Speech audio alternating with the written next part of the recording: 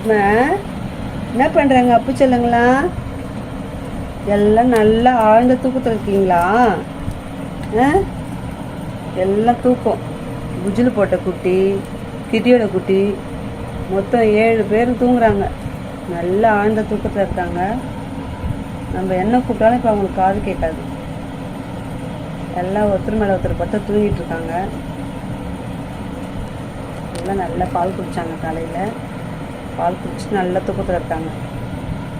சரிங்களா? 7 பேர் நல்லா அடக்கமான இடம் பிடிச்சிட்டாங்க. பெஞ்சு கல் நல்லா அடக்கமான இடம் கிடச்சிச்சு.